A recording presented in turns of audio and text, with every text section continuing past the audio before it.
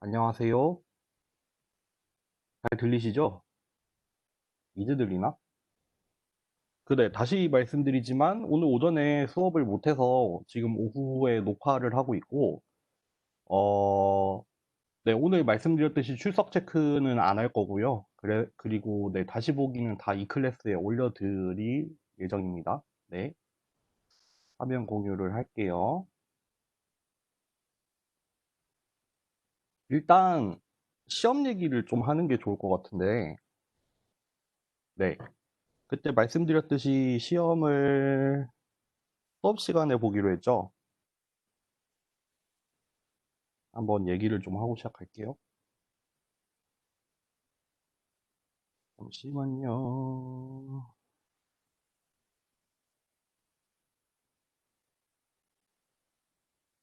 그래서 중간고사는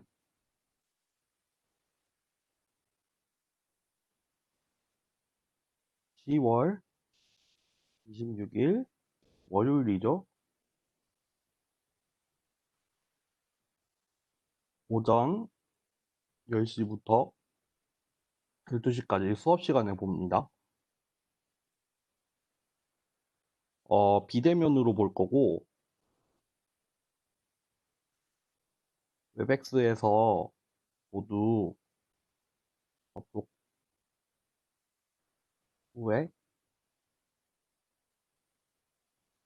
시험 파일을 공유할 겁니다.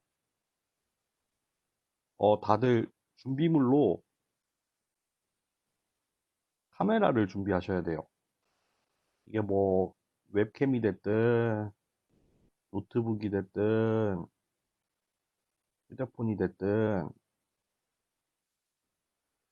어, 없는 경우 저한테 메일 주세요.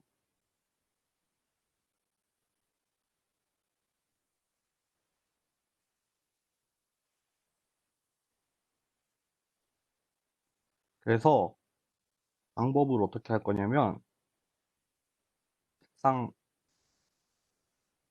책상과 폰, 본인의 얼굴이 나오도록 카메라 설정을 하시고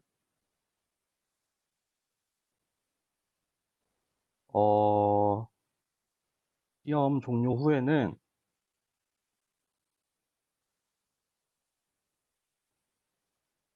카메라에 보이게 답지를 보여주시고 스캔앱으로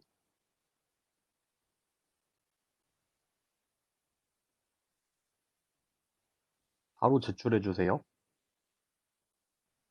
그 답지 실물도 제 사무실로 이거 사무실보다는 아니다. 제 사무실로 제출하는 걸로 하겠습니다. 이거는 뭐 그날 당일 아니어도 하여튼 그 주 내에 하도록 나중에 공지를 해드릴게요. 이거는 참고로 만회관입니다. 네, 이렇게 할 거고 이거 실시간을 했어야 이게 좀 그 시험에 대한 질의응답이 좀 될 텐데 뭐 수요일에 또 시험 관련해서 좀 더 질의응답을 받을게요. 일단 오픈북 아닙니다. 그 좀 서술형이랑 간단한 문제풀이가 될 것 같아요. 뭐 무엇에 대해서 설명하여라 뭐 이런 거 내지는 이제 손으로 풀 수 있는 어떤 문제풀이가 나갈 거고 파이썬이나 프로그래밍 이거는 시험 안 나갑니다. 네, 이렇게 될 것 같아요. 그래서 시험 시간 총 2시간이고 아직 몇 문제 낼지는 모르겠고 네, 그리고 추가 시간은 없을 것 같아요. 뭐 다른 수업 있으신 분들이 있을 수도 있으니까 딱 그 시간에만 볼 예정입니다. 그래서 지금 우리 지금까지 했던 거를 좀 돌이켜 보면은 우리 요렇게 했어요. 이제 첫 번째 수업 시간에 얘기했던 대로 좀 강의 계획대로는 나가지는 못했지만 뭐 얼추 네, 뭐 적당히 잘 나가고 있는 것 같고 그래서 우리 지금까지 했던 거 여기 전까지 했던 거 전부 다 시험 범위가 될 거고 그리고 시험 범위는 강의 자료만 보면 안 됩니다.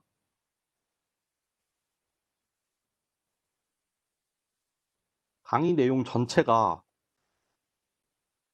전체 시험 범위입니다. 여기에는 강의 자료, 필기 내용, 강의 내용 전부 다 제 강의 들어보셔서 알겠지만 강의 자료에 있는 걸로만 되지 않죠. 그리고 필기 내용만 봐도 좀 이해하기가 어려울 거예요. 그러니까 다시 보기 전부 다 올려드린다고 했잖아요. 다 지금 계속 올려드리고 있잖아요. 그거 강의 자료랑 강의 그 다시 보기랑 전부 다 정리해가지고 올려드릴 테니까 그걸로 반드시 공부하세요. 네. 그래서 뭐 처음 했던 머신러닝 인트로덕션이랑 기본적인 리니어 알제브라랑 확률 통계 포함을 해서 이제 첫 번째로는 리그레션을 했었고 클러스터링을 2시간 했었죠.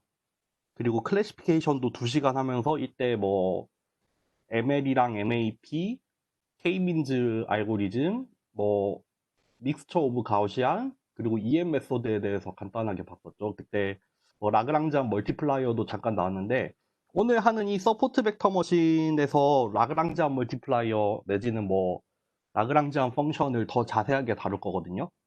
그것도 시험에 다 들어갈 거고. 그래서 제 생각에 서포트 벡터 머신을 이번 주 월요일이랑 수요일 2시간을 하고 이제 다음 주 1시간에 앙상블 러닝이랑 랜덤 포레스트를 하고 이제 시험 전에 한 주는 그냥 쉴 것 같고 모르겠어요. 보강이 필요할까요? 이번 주 수요일 수업 때 한번 여쭤볼게요. 보강이라고 하면은 이제 보충 수업이 아니라 좀 뭐 질의응답 시간을 원하시면은 가져서 뭐 그때 강의를 따로 하는 게 아니라 그냥 뭐 원하시는 분들 들어오시면은 제가 기다리고 있을 테니까 뭐 궁금한 거 있으면 물어보는 식으로 할까 고민 중인데 그거는 여러분들 의견을 들어보고 결정을 할게요. 네. 그렇게 해서 이제 중간고사가 될 것 같습니다. 네. 요것도 이번 주 수요일 수업 때 정리를 해서 다시 한번 말씀을 드릴게요. 네. 그렇게 해서 오늘 수업을 시작을 하면은 오늘 수업은 서포트 벡터 머신을 할 거고요. 그때도 얘기했지만 서포트 벡터 머신 조금 어려울 수가 있어요. 조금 어려울 것 같고 오늘 수업 같은 경우에는 서포트 벡터 머신이 뭐고 그리고 이제 서포트 벡터 머신이 컨벡스 옵티미제이션이라는 방법을 쓰거든요. 그래서 그게 뭔지를 간단하게 살펴보고 이제 어떻게 서포트 벡터 머신이라는 게 유도가 되는가를 좀 자세하게는 아니지만 좀 그래도 훑어보고 그게 아마 오늘 수업이 될 것 같고 이제 다음 주 시간에는 서포트 벡터 머신을 조금 더 확장한 뭐 소프트 마진이라는 거를 도입을 할 텐데 그거를 조금 더 자세하게 볼 것 같고 또 뭐 여러 가지 뭐 커널 트릭이라던가 뭐 논리니어 서포트 벡터 머신 같은 거를 아마 다루지 싶네요. 그렇게 하면은 서포트 벡터 머신 2시간으로 해서 끝날 수 있을 것 같습니다. 그래서 오늘은 어떻게 되냐면은 일단 서포트 벡터 머신 무엇인가? 이게 첫 번째. 그리고 컨벡스 옵티미제이션을 잠깐 보고 그 다음에 컨벡스 옵티미제이션으로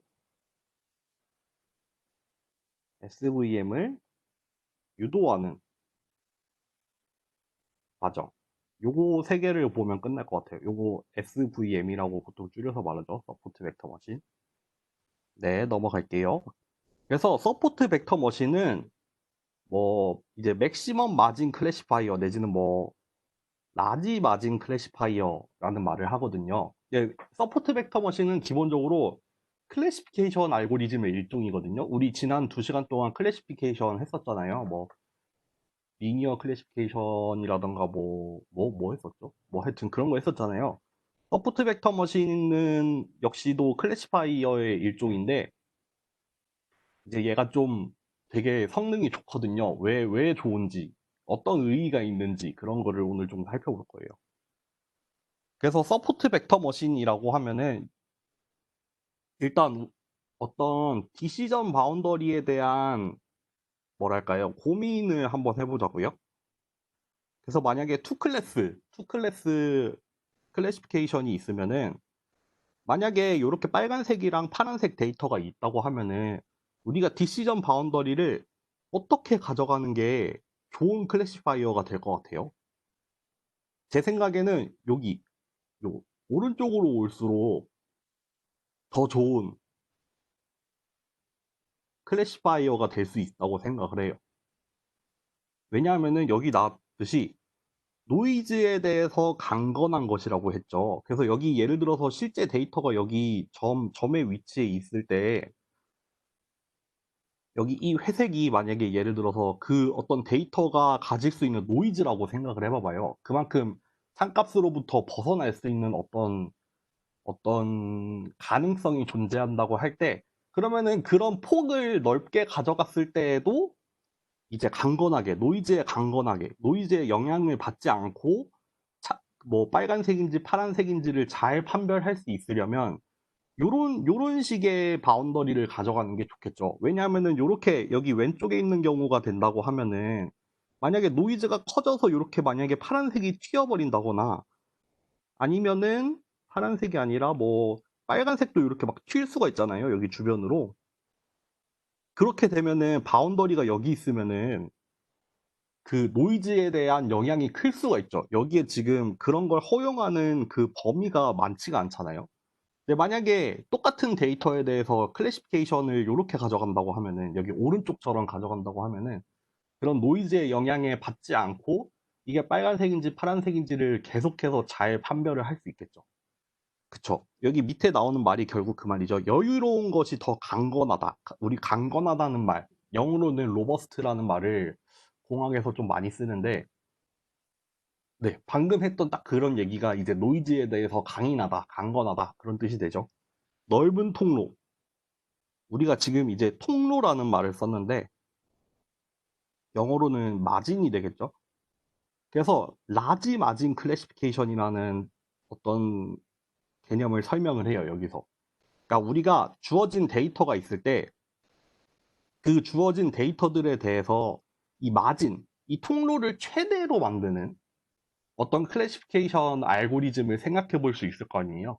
그러면 그런 게 우리가 방금 얘기했던 것처럼 어떤 뭐 노이즈의 강건한 센스에서 노이즈에 강건하다는 어떤 맥락에서 좋은 클래시피케이션이 될 수 있다는 말이잖아요. 그러니까 우리는 라지 마진 클래시피케이션이란 걸 생각을 해볼 거고 결국 이게 무엇으로 이어지냐면 SVM이라는 결과로 이어져요. 여기 우리 그 핸즈온 머신러닝 책에서 가져온 그림도 이제 비슷한 얘기를 해요. 예를 들어서 여기 이 파란색이랑 노란색의 데이터가 이제 그때 한번 봤었죠? 그 무슨 꽃의 뭐 그 데이터였잖아요. 뭐 꽃잎의 크기나 폭 뭐 이런 거였는데 그러면 이 똑같은 데이터에 대해서 이렇게 뭐 자주색이나 빨간색이나 초록색 같은 어떤 클래시피케이션을 생각을 해볼 수 있는데 어떤 클래시파이어 내지는 어떤 바운더리가 제일 좋겠어요? 여기 오른쪽에 보이는 것처럼 이런 검은색의 바운더리를 가져가서 결국 여기 어떤 경계가 되는 이 바운더리에서 제일 가까운 어떤 데이터들이 있을 거 아니에요? 그러면 그거의 폭을, 마진을 최대로 하는 디시전 바운더리를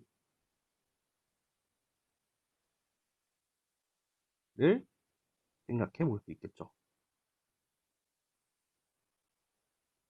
그리고 여기서 이제 처음으로 서포트 벡터라는 개념이 나와요. 서포트 벡터. 서포트 벡터라는 게 뭐냐면은 어떤 경계 데이터, 여기 방금 동그라미 쳤던 이 제일 가장자리에 있던 이 두 개의 데이터 있었죠. 이 경계에 있는 데이터를 서포트 벡터라고 할 거고, 그러면은 결국 의사결정 내지는 의사결정은 결국 디시전 바운더리의 형태로 나타나잖아요. 그럼 디시전 바운더리가 뭐에 의해서 결정이 되냐면은 이런 서포트 벡터들에 대해서 결정이 되겠죠. 네, 사실 여기 이 뒤쪽에 있는 데이터는 그 디시전 바운더리를 결정하는 데 있어서 되게 영향을 크게 미치지 않거나 거의 영향을 안 미치는 거나 다름이 없잖아요. 그러니까 여기 결국 경계에 몰려있는 이 데이터들을 서포트 벡터라고 부르고 얘네들에 의해서 디시전 바운더리가 결정이 된다. 뭐 이런 얘기입니다. 그래서 또 이거 여기 두 번째로는 스케일에 대한 얘기를 하는데, 그러니까 우리가 그때도 얘기했듯이 인풋을 그냥 쓰는 게 아니라 피처라는 얘기를 했었잖아요. 특성, 특징. 그래서 인풋을 어떤 식으로든 우리가 프로세스를 하게 될 텐데, 우리가 똑같은 데이터라고 하더라도 만약에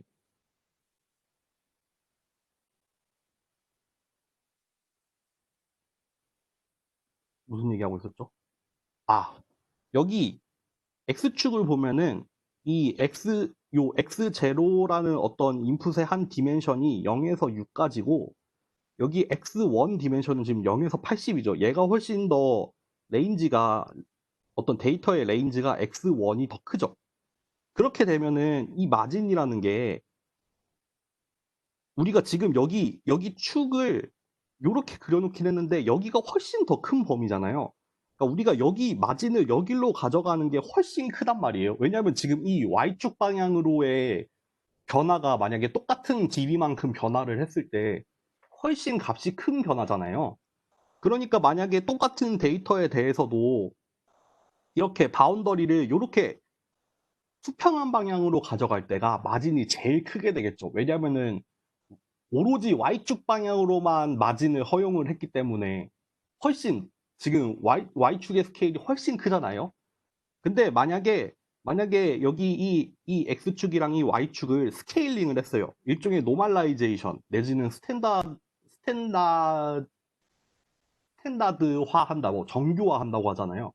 결국 X축이랑 Y축의 레인지를 이제 비슷하게 동일하게 맞췄을 경우에는 이제 이게 요쪽 방향이나 스케일이 똑같으니까 이제 마진을 허용을 하려면 요런 식으로 형태가 바뀐다는 거죠. 네. 아까 같은 경우에는 Y축의 변화가 훨씬 크니까 요 방향으로만 나타났었는데 사실 이런 건 좋지 않죠. 지금 이 데이터를 잘 설명하지 못한다고 생각을 할 수 있겠죠. 왜냐하면은 만약에 스케일링을 맞췄을 때 요런 디시전 바운더리에 대해서 요렇게 마진을 가져가는 게 좀 더 이제 스케일링이 된 인풋들을 잘 고려를 한 번에 할 수 있다는 거니까요. 그래서 결국 인풋 피처의 스케일에 민감하다는 거죠. 서포트 벡터 머신은. 그래서 이 말은 곧 노멀라이즈 내지는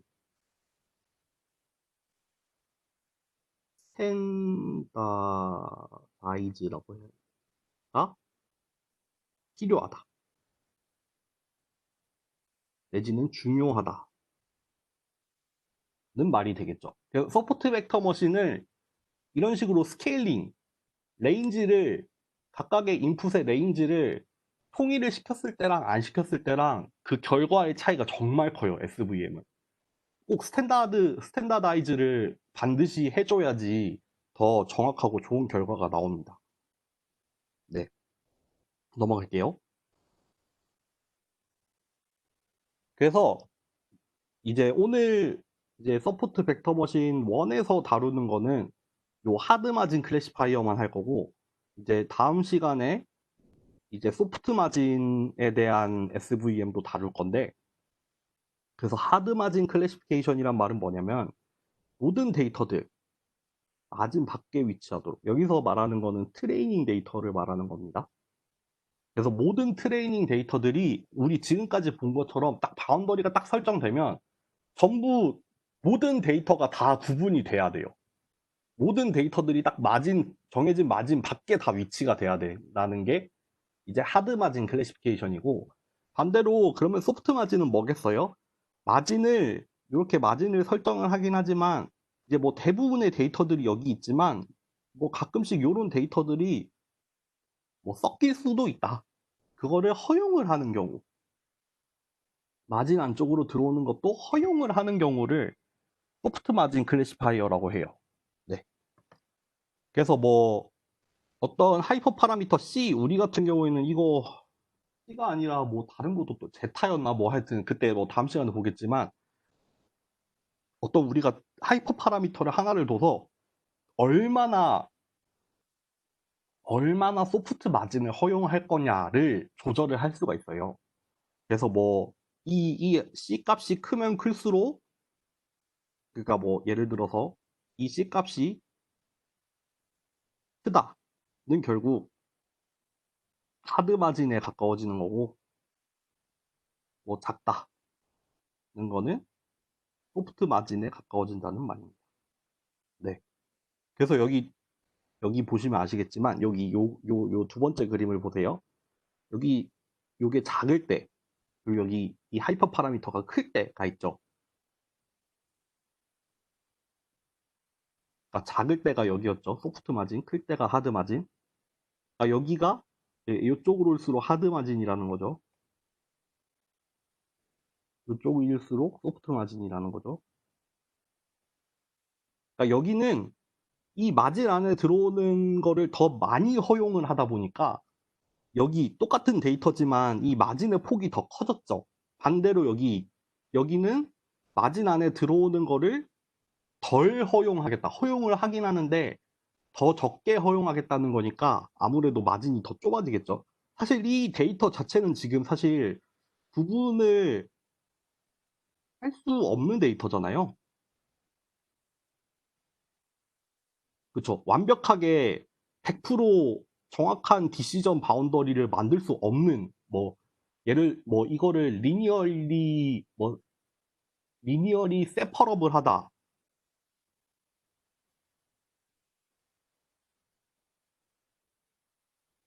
이거는 이제 구분이 되는 경우를, 완벽하게 가능한 경우를 우리가 리니어리 세퍼러블 하다고 하고, 그렇지 않은 경우는 이제 구분을 할 수 없는 데이터가 되겠죠. 리니어리 뭐 언세퍼러블이 됐든 낫세퍼러블이 됐든 하여튼 그렇게 구분할 수 없는 데이터 같은 경우는 결국 소프트 마진을 허용을 해야겠지만, 그거를 이제 적게 허용하면 허용할수록 당연히 마진이 더 좁아지겠죠. 그리고 그거를 더 많이 허용하면 허용할수록 이제 마진은 더 넓게 가져갈 수 있는 거겠죠. 네, 이해되시죠? 그 얘기가 여기 나왔습니다. 요거 중요한 얘기니까 별표를 하나 줘볼게요. 넘어갈게요. 그래서 요거는 이제 그 예전에 머신러닝 수업하셨던 교수님 자료에서 가져온 건데, 결국 뭐 SVM은 그 저번에도 간단하게 말씀드렸지만 이제 뭐 이미지 같은 거를 인식하는 연구가 있을 거 아니에요. 거기에서 이제 뉴럴 네트워크, 특히 딥 뉴럴 네트워크라고 하죠. 뭐 컨볼루셔널 뉴럴 네트워크, 그런 게 등장하기 이전에 거의 뭐 뉴럴 네트워크랑 맞먹는 정도로 거의 대표적으로 좋았던 알고리즘이죠. 여기 보시면 아시겠지만 손글씨 숫자 인식 우리 저번에 봤었죠. 뭐 요런 데이터셋 같은 거 있잖아요. 요런 데서 되게 성능이 좋았었고, 그리고 SVM 같은 경우에는 아주 잘 설계된 뉴럴 네트워크랑 거의 비슷한 수준이었었어요. 근데 이제 요거를 한 단계 더 뛰어넘은 게, 요게 이제 딥 뉴럴 넷이 한 단계 더 뛰어넘었죠. 네. 요거보다 더 어려운 태스크들이 또 있을 거 아니에요. 그런 거에 대해서 SVM이나 그냥 일반적인 뉴럴 네트워크가 보여주던 퍼포먼스보다 이제 딥뉴럴넷이 한 단계 더 뛰어넘으면서 더 좋게 나타나면서 이제 더 각광받기 시작했지만 여전히 SVM은 굉장히 강력하죠. 거의 네트워크 기반이 아닌 클래시피케이션 중에서는 거의 그냥 대표입니다. 1번 타자라고 하면 약하죠. 네트워크 중에서 4번 타자 정도는 되죠. 네트워크 제외하고. 실용적으로 굉장히 우수한 성능 나타낼 뿐만 아니라 뭐 바이오 인포메틱스 뭐 유전자 같은 거 다루는 거가 되겠죠. 뭐 텍스트 이미지에서 많이 성공을 했었고, 뭐 커널 메소드라는 거 우리 오늘 살펴볼 수 있어요. 네, 여기 반드시 알아야. 그쵸, SVM 대표입니다. 대표 주자입니다. 대표 주자. 요거 파이썬은 우리 수업에서 모르겠어요. 수요일에 다룰지 안 다룰지는 조금 고민 중입니다. 네, 요렇게 해서 약간 SVM의 개론을 좀 보고 네, 넘어가겠습니다. 잠깐만 물 한 잔만 떠서 올게요. 그 여러분들 강의할 때 공부할 때 좀 제 강의만으로도 이해가 좀 어렵다 하면은 뭐를 또 참고를 하실 수가 있냐면 제 강의 자료 맨 뒷부분 보시면은 그 제가 참고를 했던 저희 주교재랑 부교재 챕터들이 나와 있거든요. 저희 주교재로는 그 핸즈온 머신러닝이 있고 부교재로는 크리스토퍼 비숍의 패턴 리코그니션 앤 머신러닝이라는 책이 있잖아요. 둘 다 PDF 온라인에 있다고 했죠. 그러니까 그거에서 어느 챕터를 보면 되는지 다 올려놨으니까 물론 저한테 질문을 해주셔도 되는데 조금 더 자세하게 디테일하게 어떤 과정들이나 설명을 보고 싶다 하면은 그 책을 보셔도 됩니다. 네. 특히 이제 핸즈온 머신러닝 같은 경우에는 좀 이론적인 것보다는 의미 같은 게 잘 나와 있고 그리고 뭐 나중에 필요하신 분들은 파이썬 뭐 기존에 있는 라이브러리를 쓰는 파이썬 예제들이 나와 있으니까 그런 게 궁금하시면 그걸 보시면 될 것 같고 이제 부교재 같은 경우에는 그거는 되게 이론적으로 디테일하게 나와 있으니까 어떤 유도 과정이나 아니면은 뭐 수학적인 뭐 그런 거 아니면은 내가 직접 구현을 하고 싶은데 어떻게 돌아가는지 궁금하다. 뭐 그럴 때는 부교재를 보시면 되고요. 제가 생각보다 그거를 부교재로 선정을 해놨는데 그것도 많이 참고를 하고 있거든요. 특히 좀 제 수업이 지향하는 게 좀 핸즈온 머신러닝처럼 좀 개론적인 것보다는 그래도 약간 이론적으로 디테일한 걸 들어가는 거를 좀 목표로 하고 있기 때문에 공부하실 때는 부교재도 많이 도움이 될 것 같습니다. 네, 그렇다고 근데 제가 강의에 하지 않았던 걸 시험에 내진 않을 거니까 네, 참고하시면 되고요. 그래서 오늘 수업은 이제 일단 개론적인 내용은 했고 이제 말씀드린 것처럼 컨벡스 옵티미제이션에 대해서 간단하게 보고 거기서 이제 이 컨벡스 옵티미제이션이란 게 저번에도 말씀드렸지만 요것만으로도 한 학기 강의가 나올 수 있고 보통 학부보다는 대학원에서 많이 하는 걸로 알고 있는데 근데 이게 진짜 많이 나오는 토픽이거든요. 그래서 좀 간단하게라도 좀 커버를 해보려고 합니다.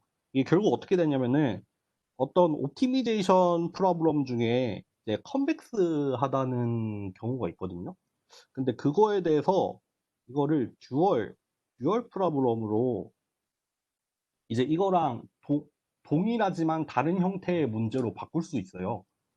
그거를 듀얼리티라고 말을 하는데 여기서 이제 등장하는 게 그때도 잠깐 봤지만 라그랑지안, 뭐 라그랑지안 멀티플라이어, 라그랑지안 펑션 이런 게 나올 거고 그리고 그거에 대해서 좀 중요한 게 KKT 컨디션이라는 게 나와요. 그 어떤 그 주어진 그 컨벡스 옵티미제이션 문제를 만족하는 해가 있을 거 아니에요. 그 해가 반드시 만족을 해야 되는 조건들이 또 따로 있어요. 그 다 유도가 되는데 그것까지는 다 안 할 거고. 그래서 그 조건만 추려낸 거를 KKT 컨디션이라고 하거든요. 근데 여기서 이제 서포트 벡터라는 게 이제 이론적으로 좀 등장이 돼요. 아까 얘기했던 그 왜 마진 그 가장자리에 걸쳐 있는 애들을 서포트 벡터라고 부른다고 했잖아요. 그래서 그게 어떻게 이론적으로 나오는지가 이제 KKT 컨디션이라는 걸 통해서 나타나거든요. 그러니까 그거를 좀 보려는 과정이라고 생각을 하시면 될 거예요. 그래서 이 두 번째 파트 같은 경우에는 컨벡스 옵티미제이션 프로블럼이 뭐고 일반적으로 그리고 그거에 대해서 듀얼 프로그램을 어떻게 만들고 뭐 라그랑지안 펑션이 어떻게 나오고 KKT 컨디션이 뭐고 그리고 그거에 뭐 어떤 성질 같은 게 좀 있거든요. 그래서 그런 거를 살펴본 다음에 이제 마지막 섹션에서 서포트 벡터 머신을 이제 컨벡스 옵티미제이션에다가 좀 적용을 하는 거죠. 네, 넘어갈게요. 우리 어디서 잠깐 봤었냐면은 라그랑지안 멀티플라이어라는 거를 그 믹스처 오브 가우시안의 EM 메소드 할 때 잠깐 나왔었어요. 이게 뭐였냐면은 그 어떤 우리가 맥시멈 혹은 미니멈을 찾고 싶은 함수 요게 사실 일반적으로는 옵티미제이션이라고 하거든요. 최적화라고 하죠. 우리가 그 공학에 있어서 어떤 게 최적이다, 어떤 게 옵티멀하다 그런 말을 그냥 함부로 써서는 안 돼요. 그냥 적당하게 이거는 뭐 적당해 라는 뜻으로 최적이란 말을 쓰면 안 돼요. 그거는 좀 엄밀한 표현이 아니라 최적화라는 거는 우리가 어떤 뭐 코스트가 되는 펑션을 정해놓고 그거를 미니마이즈 할 때, 최소화할 때, 그때 뭐 그런 식으로 이제 문제를 해결하는 거를 최적화라고 하거든요. 그러니까 우리가 적당히 뭐랑 뭐를 만족하는 값을 우리가 적당히 정해서 이거는 최적값이에요 라고 함부로 말을 하면 안 되고 최적이라고 말을 하려면 기본적으로 내가 그 최적의 대상이 되는 어떤 펑션이 있어야 돼요. 그래서 그거를 맥시마이즈 하든 미니마이즈 하든 그거는 이제 뭐 우리가 정하기에 따라서 부호가 달라질 거 아니에요. 어쨌든 간에 그런 어떤 대상이 되는 펑션이 반드시 존재하고 그게 우리가 얻어낸 값에서 이제 최고가 되든 최저가 되든 그거를 보일 수 있어야 최적이라는 말을 쓸 수 있는 거예요. 그래서 어쨌든 이렇게 어떤 맥시마이즈 혹은 미니마이즈 하고 싶은 어떤 옵티마이즈 펑션이 있고 여기에 요거를 보통 컨스트레인트라고 하죠. 보통 최적화라고 하면은 그냥 코스트 펑션만 주어져서 그거를 뭐 맥시마이즈, 미니마이즈 해야 되는 게 아니라 그거 이외에도 보통 이제 컨스트레인트가 들어가죠. 이거 뭐라고 하죠? 컨스트레인트? 구속 조건이라고 하나요? 네. 그게 뭐 이- 이퀄 0의 형태가 될 수도 있고 뭐 이니퀄리티가 될 수도 있죠. 뭐 0보다 크던 작던 이거는 근데 또 부호는 정하기 나름이니까 보통 일반적으로 따르는 부호는 나중에 나올 텐데 어쨌든 그렇게 뭐 최적화하고 싶은 펑션 fx랑 어떤 이퀄리티 컨스트레인트로 gx 이퀄 0이라는 게 있다고 해봐봐요. 그러면은 그때 우리가 라그랑지안 펑션이라는 걸 만들었잖아요. 라그랑지안 펑션은 원래 옵티마이즈 하고 싶었던 함수에다가 요 이거를 이제 라그랑지안 멀티플라이어라고 하죠. 람다를 하나 가지고 오고 이제 이퀄리티 컨스트레인트에다가 람다를 곱한 다음에 빼서 요런 새로운 x랑 랑다의 함수를 만들죠. 얘를 이제 라그랑지안 펑션이라고 하고 얘를 라그랑지안 펑션이라고 부르죠. 그리고 이제 이렇게 만든 라그랑지안에 대해서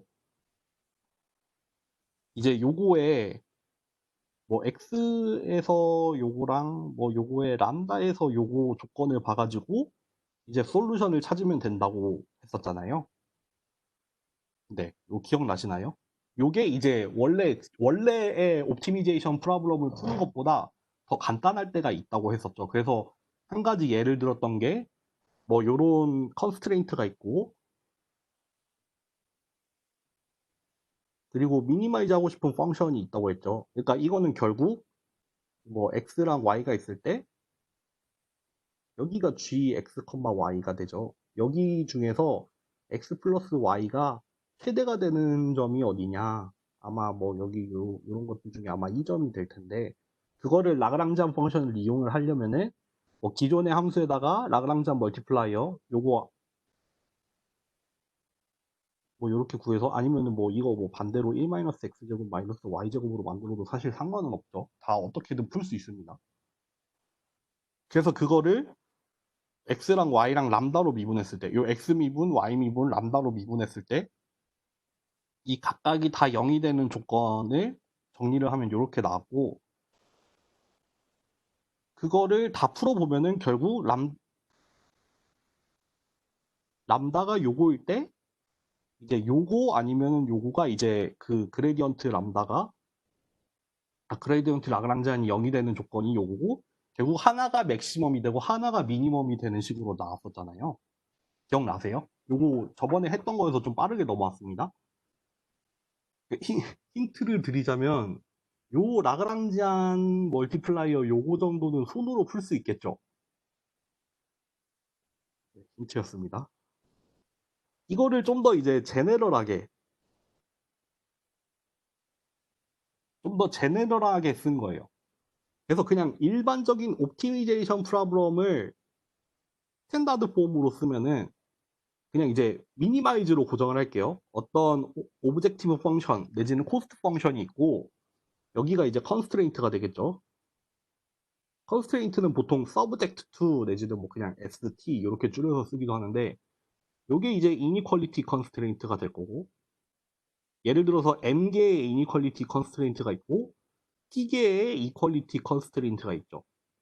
요거 아까도 얘기했지만 부등호의 방향이나 여기 값은 다 넘겨가지고 0으로 만들어 버릴 수 있고, 작거나 같다의 형태로도 바꿀 수 있잖아요. 그러니까 그냥 일반적으로 이렇게 쓸 수 있다는 거죠.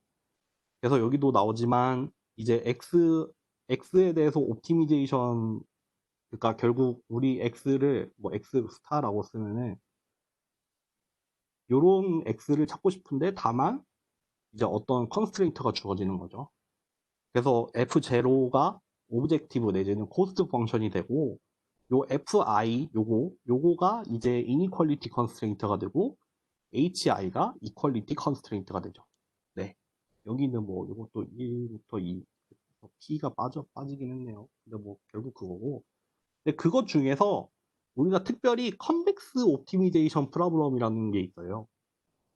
그러니까 우리가 그때 잠깐 얘기했었지만, 이제 컨벡스 하다라는 걸 말을 해요. 만약에 이게 셋에 대해서, 집합에 대해서 컨벡스 하다라는 말은 언제 하냐면, 이렇게 우리 어떤 셋 S가 있을 때 여기에서 임의의 두 점을 잡았을 때 요거 두 개를 연결한 이 선분이 전부 다, 예를 들어서 이거를 X하고 Y라고 합시다. X하고 Y가 S에 있는 셋인데, 뭐 예를 들어서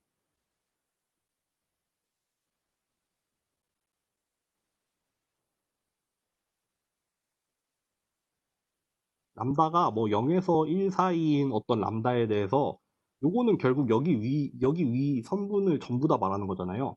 그건 역시도 다시 집합에 들어갈 때 컨벡스하다고 해요. 컨벡스 셋.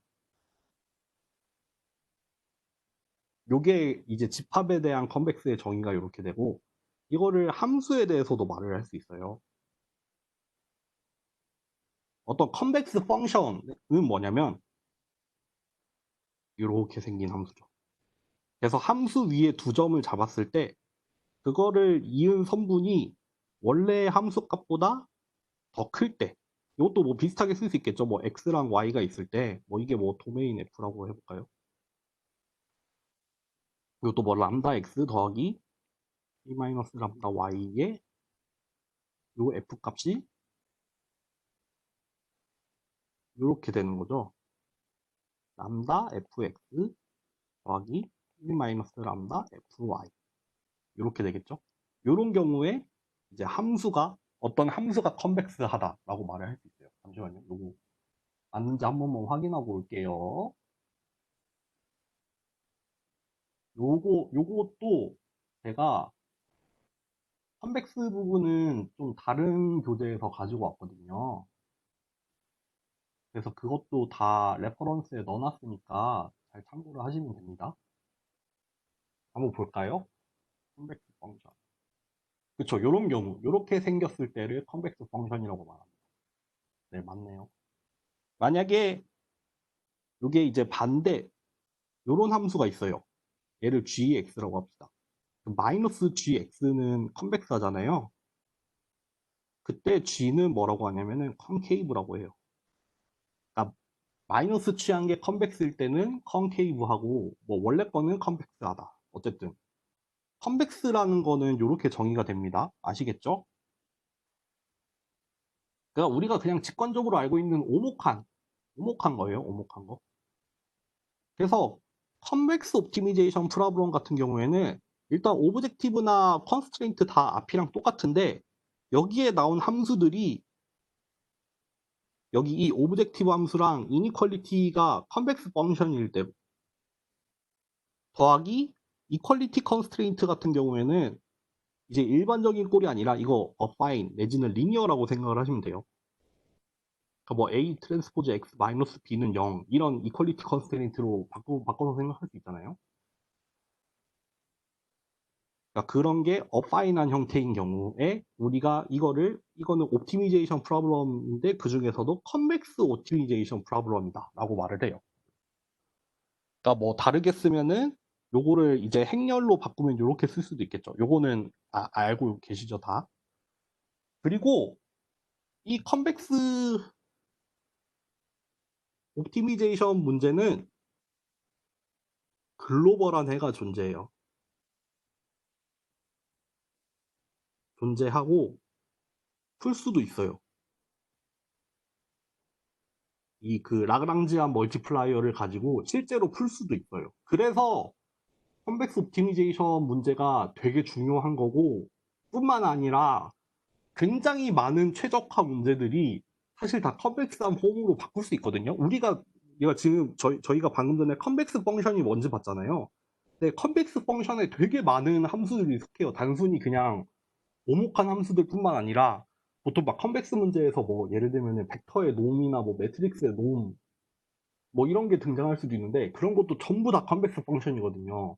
그렇기 때문에 컨벡스 펑션 자체가 되게 커버를 하는 영역이 많을 뿐만 아니라 그런 뭐 디터미넌트 행렬의 디터미넌트도 컨벡스하고 뭐 하여튼 그런 식이란 말이에요.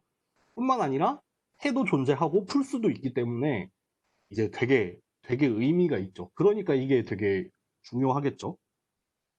그리고 여기 또 임포턴트 프로퍼티라고 이제 컨벡스 옵티미제이션 문제에 피지블 셋이라고 하면은 이제 뭐라고 해야 될까요? 요거는 생략합시다. 피지블에 대해서는 얘기하지 않을게요. 네. 피지블하다. 뭐 그런 얘기가 나오긴 하는데 저희한테 중요한 건 아닙니다. 가 아니라 나오네. 그러니까 피지블하다는 거는 음,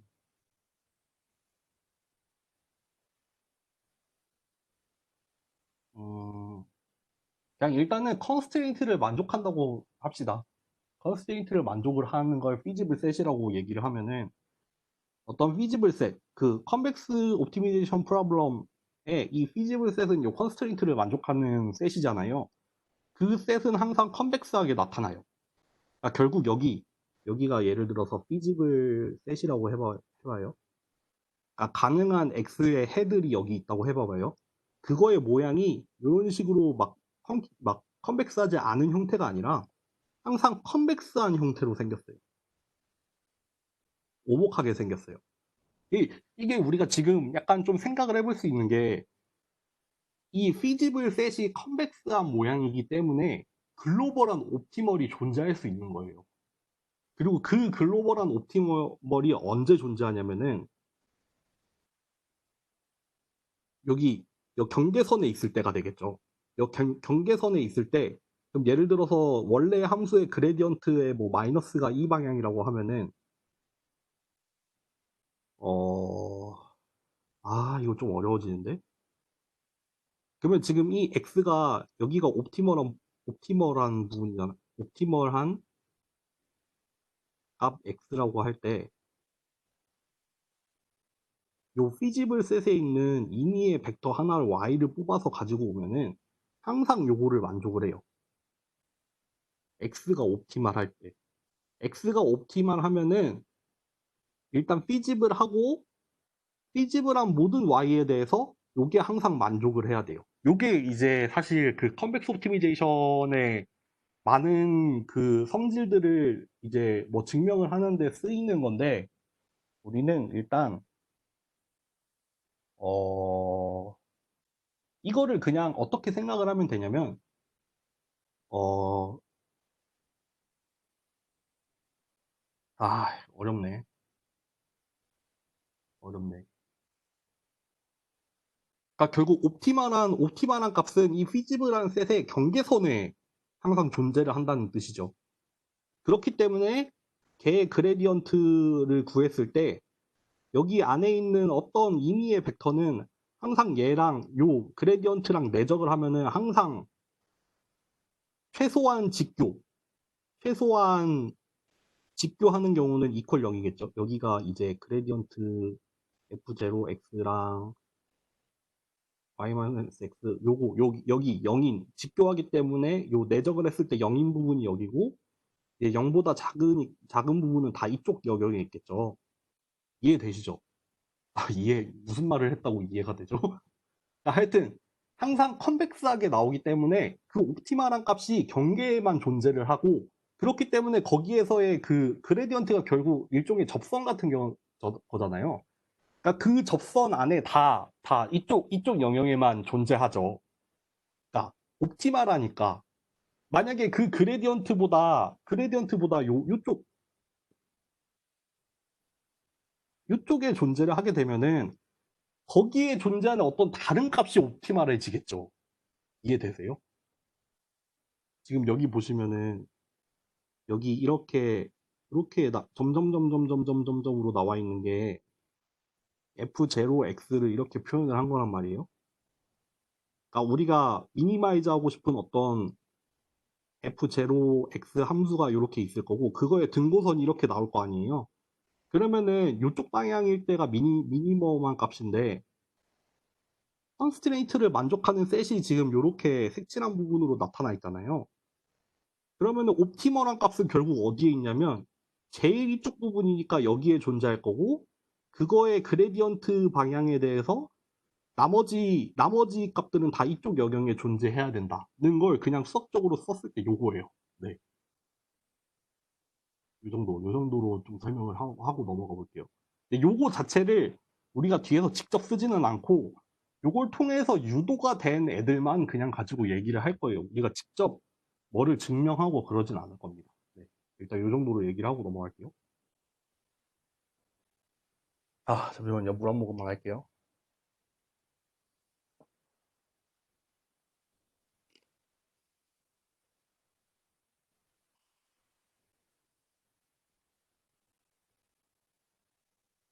여러분, 아까 제가, 아니다. 그건 아니고, 요 얘기를 합시다. 우리가 이제 라그랑지안이라는 걸 가지고 올 거예요. 라그랑지안은 뭐냐면, 우리가 스탠다드 옵티미제이션 문제가 있었잖아요. 여기까지죠. 여기까지. 여기가 스탠다드 옵티미제이션 문제가 이렇게 있을 때, 라그랑지안이라는 거는 우리 이미 한번 봤는데, 뭐냐면은, 지금은 라그랑지안 멀티플라이어 종류가 두 개가 나오죠. 람다랑 뮤랑. 요 람다 같은 경우에는 이니퀄리티 컨스트레인트랑 매칭이 된 거고, 요 누 같은 경우에는 이퀄리티 컨스트레인트, 요 누라고 부르죠. 누. 이퀄리티 컨스트레인트랑 된 거라서, 요 오브젝티브 펑션에다가 이제 이니퀄리티 컨스트레인트 앞에 람다 붙인 거. 이퀄리티 컨스트레인트 앞에 누 붙인 거를 해서 다 더하면 됩니다. 다 더하면 요거를 라그랑지안이라고 하죠. 우리 아까 앞에 한 가지 버전을 봤죠. 이퀄리티 컨스트레인트 하나 있을 때 라그랑지안 플라이어 하나 곱해가지고 구했던 거. 그러면은 요렇게 라그랑지안을 정리를 할 수 있잖아요.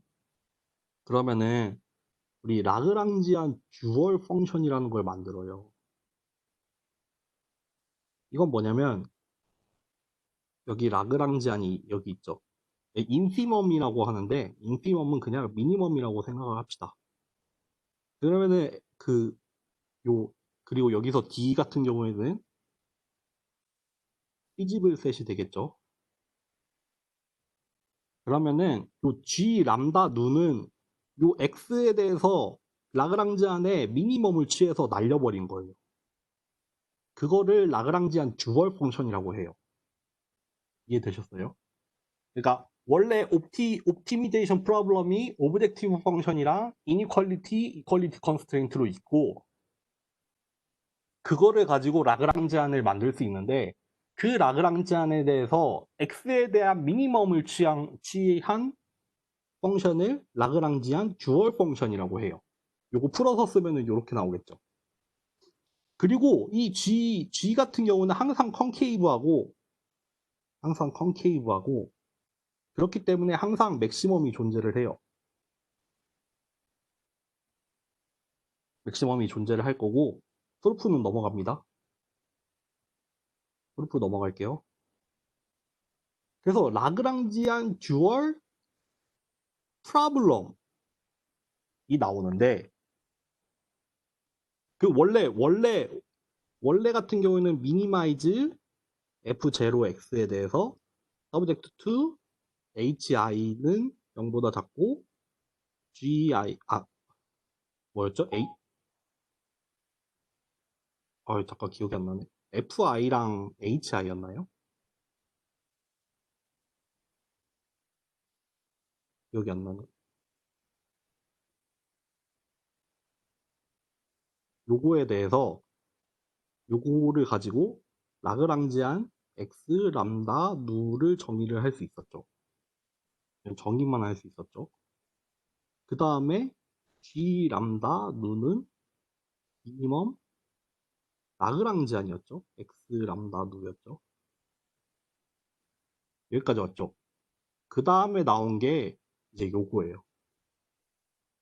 그럼 여기 원래의 옵티미제이션 프로그램을 라그랑지안 듀얼 프로그램으로 바꾸면 요런 꼴이 돼요. 그러니까 여기가 여기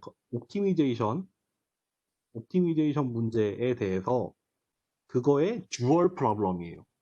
저 같은 경우에는 G를 맥시마이즈 하되 람다는 항상 0보다 크거나 같아지는 그러니까 컨스트레인트가 요거 하나로 바뀌었죠. 원래 있던 컨스트레인트 함수는 여기 G 안으로 들어갔고 새로운 컨스트레인트로는 라그랑지안 멀티플라이어 중에서 람다가 0보다 크거나 같다로 나와요. 그리고 오브젝티브 펑션이 G로 바뀌고 미니마이즈가 맥시마이즈로 바뀝니다. 네. 요게 듀얼 프로블럼이라고 해요. 요게 듀얼 프로블럼이라고 하고 다시 한번 정리를 해볼까요? 오리지널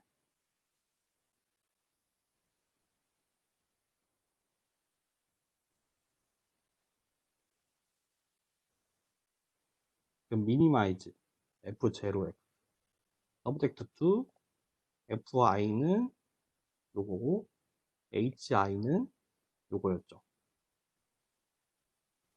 그럼 요거에 대해서 라그랑지안 x 람다 누를 f0 더하기 람다 i fi 누 i hi로 정의를 할 수 있었고 그거에 대해서 라그랑지안 듀얼 펑션 g 람다 누는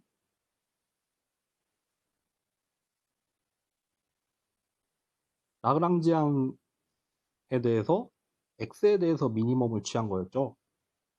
이렇게 한 거에 대해서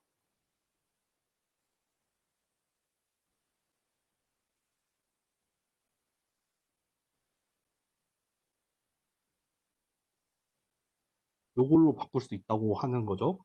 저는 maximize g 람다 누르고 subject to 람다는 0보다 크다. 명칭을 잘 기억해야 되는 게 요거는 라그랑지안, 요거랑 요거는 요거죠. 요게 라그랑지안 멀티플라이어, 요게 라그랑지안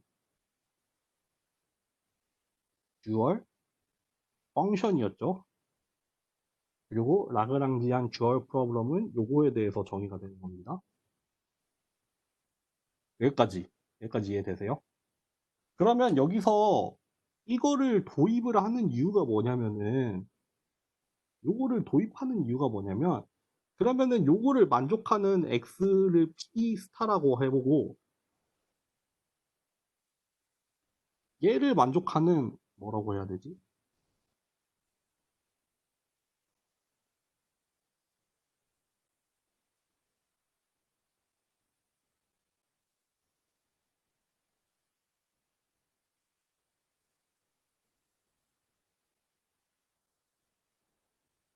요거를 만족하는 x를 d 스타라고 해볼게요.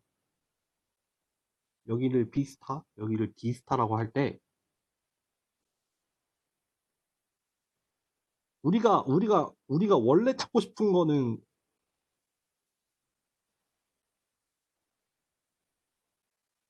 p 스타잖아요. 아, 이거 x가 아니라 그때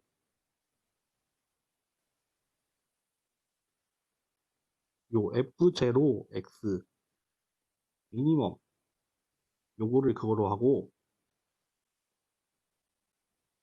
요게 d 스타로 그러니까 함수 값 자체가 이렇게 나옵니다. 그러면 요 p 스타 원래 구하고 싶은 p 스타에 대해서 요 라그랑지안 듀얼 프로블럼을 풀어서 나오는 값이 d 스타라고 했잖아요. 그러면은 d 스타는 그러니까 d는 p에 대한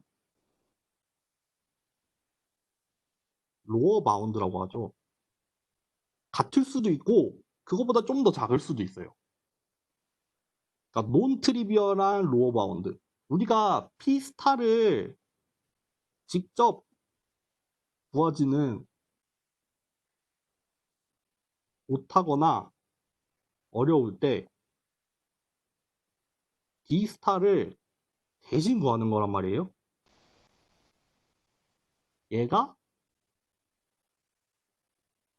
요런 관계. 이거 그 되게 뭐하러 이런 짓을 하나 싶은데 요게 피스타보다 작은 어떤 로어 바운드가 된다는 거예요. 그리고 논 트리비얼 이거 트리비얼하게 그냥 구할 수 있는 값이 아니라 그냥 자명하게 나오는 그런 값이 아니라 이렇게 구해진 D스타도 의미가 있다는 거죠.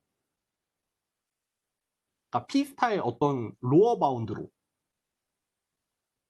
이게 일단 위크 듀얼리티로 일단 모든 경우에 성립을 해요. 그리고 스트롱 듀얼리티 같은 경우에는 이 옵티미제이션 문제가 컨벡스 옵티미제이션인 경우에는 요 두 개가 같아져요. 이거 진짜 센 거죠. 이거는 정말 세기 때문에 스트롱 듀얼리티라고 하는 거예요. 이렇게 듀얼 프로블럼을 만들어 놓고 얘의 맥시멈 값을 어떻게든 구하잖아요. 그 디스타 구하잖아요. 그거는 얘랑 같은 값이 나온다는 거예요. 이거는 정말 강한 수학적으로 굉장히 강한 얘기이기 때문에 스트롱 듀얼리티라고 하고 그쵸.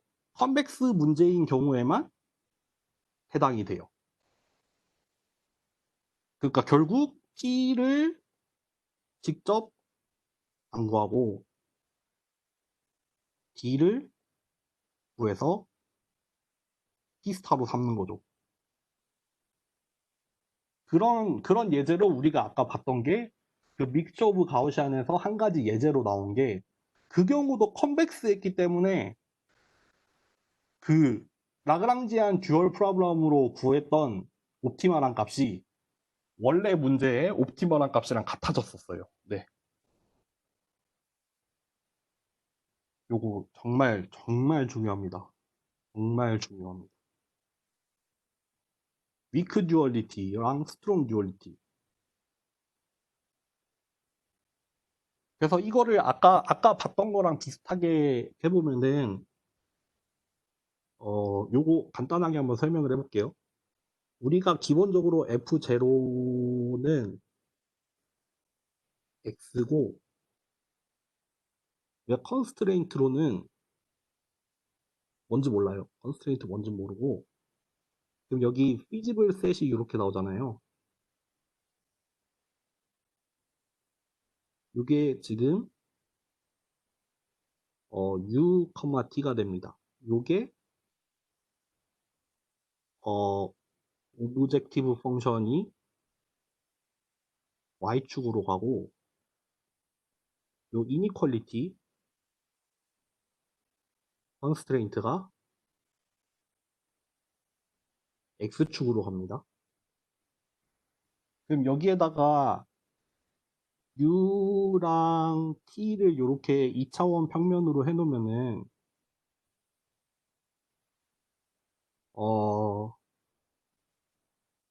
뭐라고 해야 되지?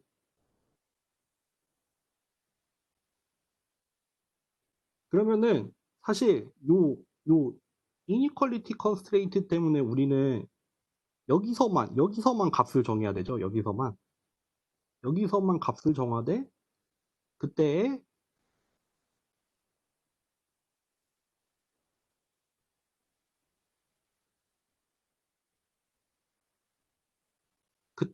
요 y축에 미니멈 값을 정하는 거죠. 요 오브젝티브 펑션이니까 여기가 되겠죠.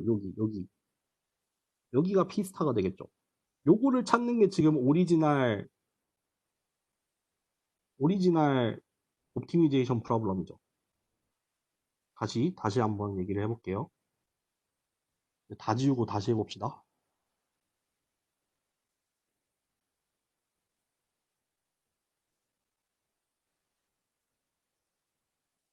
우리가 요 그림을 이해를 하려면 여기 이 set g를 어떻게 정의를 했냐면 얘를 이제 u, t로 할 건데 요 t는 왜 t냐면 오브젝티브 펑션이란 말이에요. 그러니까 우리 이 y축이 y축의 미니멈 값을 알고 싶은 거예요. 그러니까 일종의 타겟 밸류죠. 요거의 미니멈을 알고 싶어요. 여기 x축이 되는 u 값은 이니퀄리티 컨스트레인트예요. 그러니까 요거는 0보다 작거나 같은 영역에서 찾아야 되죠. 사실 feasible set이 만약에 그러니까 g를 이렇게 그림으로 그렸더니 이렇게 나왔는데 요거 중에서 우리가 여기 이니퀄리티 컨스트레인트를 따져보면은 요 부분만 남을 거고 요 부분만 남습니다. 그럼 여기 이 영역에서 y의 최소값은 요 점이죠. 그러니까 오리지널 옵티미제이션 프로블럼의 그 최저값은 여기 P스타가 여기에 존재를 해요. 근데 우리 라그랑지안 듀얼 펑션을 이렇게 만들 수 있잖아요. 그럼 여기 멀티플라이어 람다가 들어가죠. 멀티플라이어 람다가 들어가고 그러면은 U가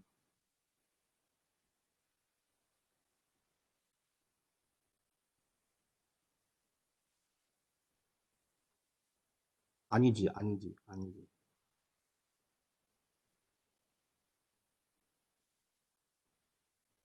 그래서 G 람다 값 같은 경우에는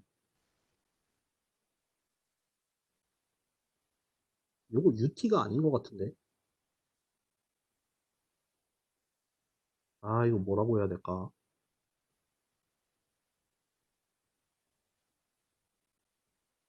이거 뭐라고 해야 될까?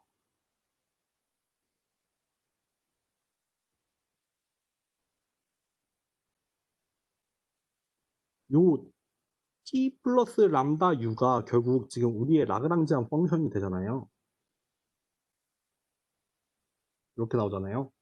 그거에 대해서 그 미니멈을 취한 거니까 G 람다가 이렇게 정의가 되겠죠. 근데 사실 이 T 플러스 람다 U라는 이 라그랑지안 자체는 요, 그러면 요 U랑 T에 대한 이런 1차 함수가 나오잖아요. 특히 기울기가 어떻게 되냐면, 어떻게 되죠? 기울기가 마이너스 람다가 되겠죠. 그쵸? 그러면은 기울기가 마이너스 람다니까 우리 라그란지안 듀얼 프로블럼의 서브젝트 그 컨스트레인트는 람다가 0보다 크거나 같다고 했으니까 기울기가 항상 음수여야 되죠. 기울기가 항상 음수여야 되고, 그럼 기울기가 항상 음수가 되는 것 중에서 요 D스타는 요 G 람다 값의 맥시멈이잖아요. 그쵸? 그러니까 그러면 요 가능한 요 G들 중에서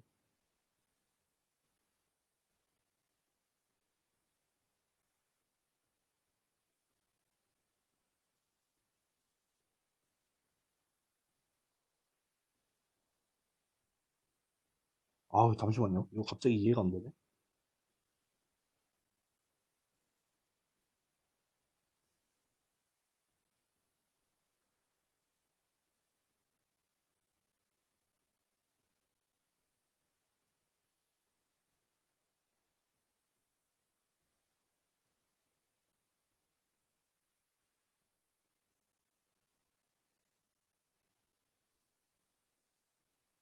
잠시만요.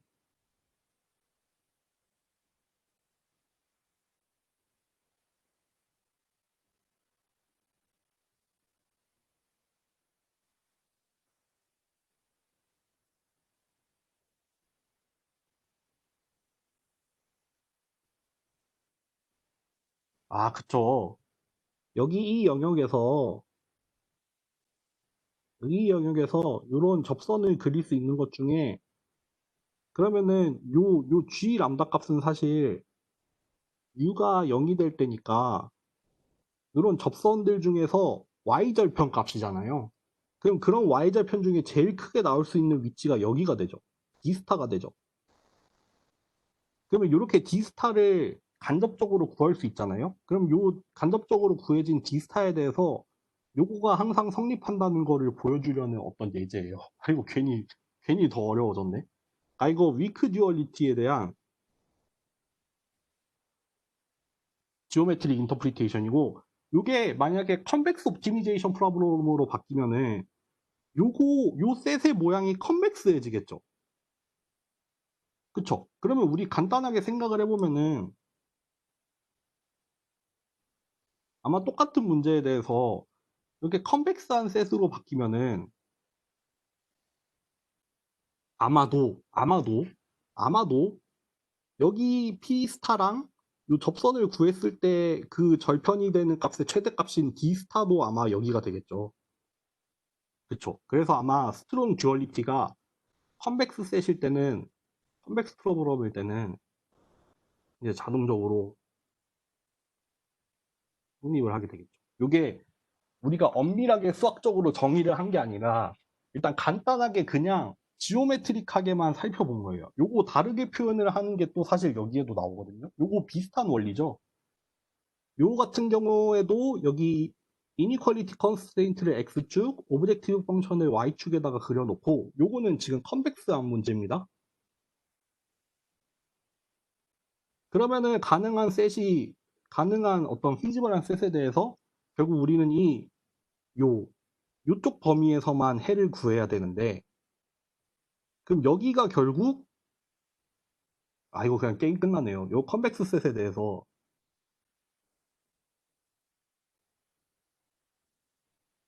요 y는 요 맥스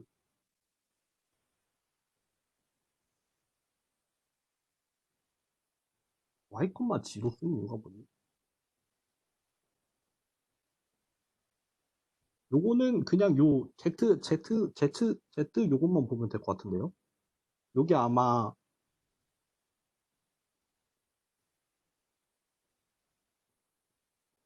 요게 아마 Z 스타겠죠.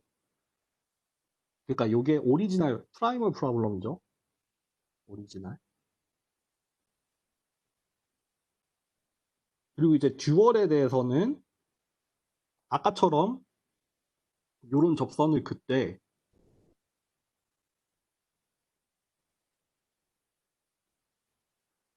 요 세타 U 값 요거의 맥시멈 값을 구할 건데 U에 대해서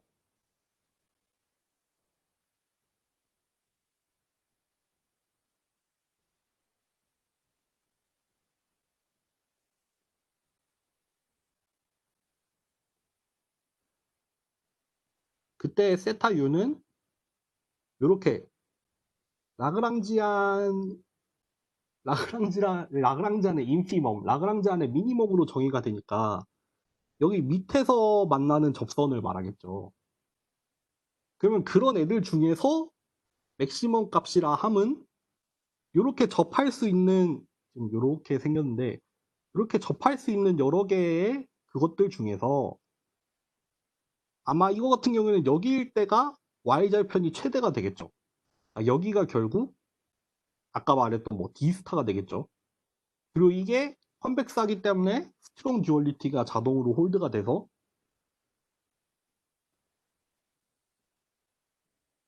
아까 봤던 이 Z스타가 여기 두 번째 봤던 이 D스타랑 같아지겠죠. 여기서는 뭘로 썼는지 모르겠는데. 네.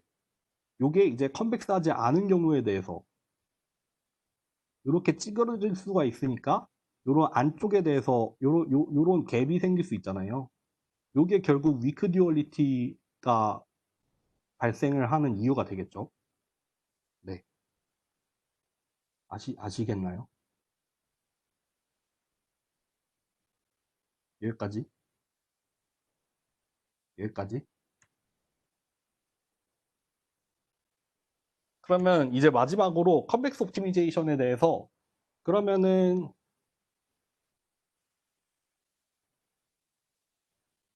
해라면은 반드시 만족해야 되는 조건들이 있어요. 이거를 4개를 정리를 해서 4가지 요거를 KKT 컨디션이라고 해요. 뭐 카루시 쿤 터커 컨디션이라고 해서 KKT 컨디션이고 각각을 정리를 하면 이렇게 되는데 우리가 오늘 볼 거는 요겁니다. 요게 아주 중요합니다. 일단 프라이멀 컨스트레인트로 요거 이니퀄리티 컨스트레인트를 당연히 만족해야 되죠. 이거는 옵티미제이션 문제니까 이니퀄리티 컨스트레인트 당연히 만족해야 되고 이퀄리티 컨스트레인트도 당연히 만족을 해야 되죠. 그리고 듀얼 문제에서 나왔던 그 라그랑지안 멀티플라이어 요거에 대한 라그랑지 멀티플라이어는 항상 0보다 크거나 같아야 되고 요 컴플멘터리 슬랙니스 요게 요게 중요해요. 우리가 지금 봐봐요. FIX는 항상 0보다 작아야 되고 람다는 0보다 항상 커야 되는데 람다 I라고 할까요? 요게 1번이었고 요게 2번이었잖아요. 3번이 뭐냐면 람다 I, FI는 항상 0으로 나와요. 요거. 요걸 컴플멘터리 슬랙니스라고 해요. 요거를 한번 이해를 해볼게요. 우리가 요거는 항상 0보다 작거나 같다 했고 요거는 항상 0보다 크거나 같다 했잖아요. 그러면 이 말인 즉슨 다시 FIX는 요건데 요거 유도 과정은 다 생략하고 요렇게 나와요. 그럼 요게 지금 0보다 작거나 같다 했고 요게 0보다 크거나 같다 했는데 요 두 개를 곱한 게 0이 나왔다고 한 거는 얘가 0이면 얘가 이렇게 되던가 아니면은 얘가 0보다 크면은 얘가 0으로 나와야 돼요. 그쵸? 요 두 가지 경우 중에 반드시 하나에 들어가야 요 두 개의 곱이 항상 0으로 나오겠죠. 그쵸. 항상 하나는 양수, 하나는 음수. 내 두 개 곱해서 0이 나오면 둘 중에 하나는 둘 중에 하나는 0이다. 그렇기 때문에 이거를 컴플멘터리가 이제 서로 약간 상호 보완 뭐 이런 말이잖아요. 그러니까 둘 중에 하나는 슬랙리스라고 하거든요. 그러니까 이게 결국 그 옵티미제이션 프로블럼이었잖아요. 근데 요게 fi는 0보다 작거나 같다였는데 요 이니퀄리티 컨스트레인트가 해에 영향을 미칠 수도 있고 미치지 않을 수도 있단 말이에요. 근데 그게 뭘 통해서 나타나냐면은 요 라그랑지안 멀티플라이어를 통해서 나타나요. 요 라그랑지안 멀티플라이어가 이제 0이냐 아니냐에 따라서 그게 해에 반영이 될 수도 있고 안 될 수도 있다는 말이잖아요. 무슨 말인지 이해되세요? 그러니까 만약에 라그랑지 멀티플라이어가 어떤 값이 되면은 요 이니퀄리티 컨스트레인트는 항상 0으로만 나와야 되는 거고 만약에 라그랑지안 멀티플라이어가 0으로 나와버리면 요거는 이제 항상 음수가 되는 원래의 그 이니퀄리티 컨스트레인트를 만족을 한다는 거잖아요. 그러니까 둘 중에 하나는 항상 0이 나와야 된다는 거예요. 네, 아니 그 결국 같은 말이네. 둘 중에 항상 둘 중에 하나는 항상 0이 나오게 만족이 돼야 이제 그 옵티미제이션, 컨벡스 옵티미제이션 문제의 해가 될 수 있다는 말이에요. 요게 결국 어떤 형태로 나오냐면은 서포트 벡터 머신으로 나와요. 아, 서포트 벡터로 나와요. 서포트 벡터. 그래서 라그랑지안 멀티플라이어가 0이 되면은 상관없는 벡터가 돼버리고 라그랑지안 멀티플라이어가 양수가 나오게 되면은 그거는 해에 상관 있는 벡터가 된단 말이에요. 그러니까 아까도 말했죠. 서포트 벡터라는 개념이 있어서 그 해, 그 뭐라고 했죠? 그 디시전 바운더리를 결정하는데 영향을 미치는 데이터랑 영향을 미치지 않는 데이터가 있어요. 그게 결국 이 컴플멘터리 슬랙리스에서 나와요. 왜냐면은 이 아까도 말했지만 서포트 벡터 머신이 결국 맥시멈 마진 클래시파이어인데 이거 사실 결국 컨벡스 문제거든요. 그래서 이거를 결국 라그랑지안 듀얼 프로블럼으로 풀게 되면은 그 각각의 데이터에 대한 라그랑지안 멀티플라이어가 나오게 되고 그거가 0이 되냐 아니냐에 따라서 서포트 벡터가 안 될 수도 있고 될 수도 있고 다 결정이 되는 거죠. 네. 여기까지 이해되세요? 아, 여기 약간 지오메트릭 인터프리테이션에서 약간 좀 어려웠네요. 요거 한번 다시 꼭, 네. 이거 언젠가 다시 한번 설명을 해야 될 것 같네요. 어쨌든 그렇고, 마지막으로 이제 SVM 유도하는 것만 하고 오늘 수업을 마칠게요. 잠깐만, 저 혼자서 5분만 쉬고 올게요. 다시 시작할게요. 아, 또 튕겼어. 왜 자꾸 멈출 때마다 튕기지?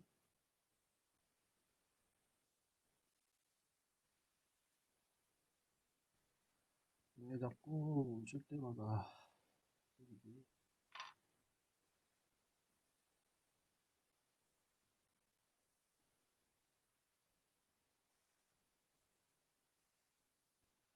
여기부터 하면 되죠? 여러분, 어려웠지만, 일단 컴팩스 옵티미제이션의 라그랑지안 듀얼 프로그램을 보고 왔습니다. 어려웠지만, 일단은 했다고 생각할 거예요. 왜 안 뜨냐? 녹화 중인가, 지금? 녹화되고 있죠? 그래서 SVM이 어떻게 되는지 한번 봅시다. 이제부터 좀 또 수식밖에 없을 텐데, SVM 어떻게 출발을 할 거냐면, 일단 리니어 모델을 가지고 올 거예요.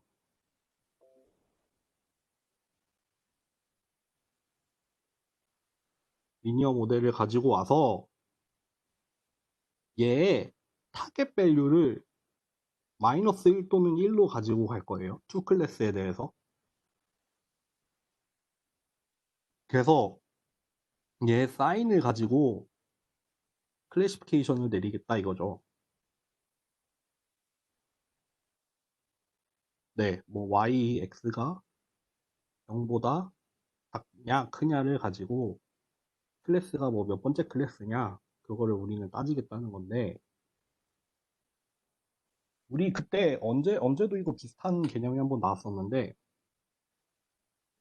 트레이닝 데이터셋이 만약에 리니얼리 세퍼럽을 하다면, 우리 일단 그 하드 마진에 대해서만 일단 오늘 볼 거거든요. 하드 마진 SVM이거든요.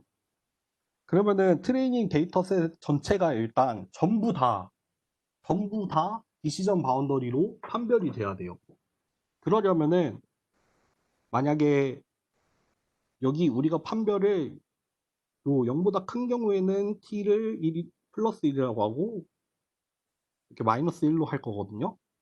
그러면은 이 y가 0보다 클 때는 항상 t는 플러스 1, y가 0보다 작을 때는 t는 항상 마이너스 1이 되니까 요 두 개를 곱한 거가 항상 0보다 크거나 커야 되죠. 0보다 커야 되죠. 모든 트레이닝 데이터 셋에 대해서 모든 트레이닝 데이터에 대해서 요거를 항상 만족해야 됩니다. 그럼 그게 그렇고, 그리고 우리는 그때도 얘기했었지만, 요게 결국 뭐가 되냐면은, 여기 디시전 바운더리가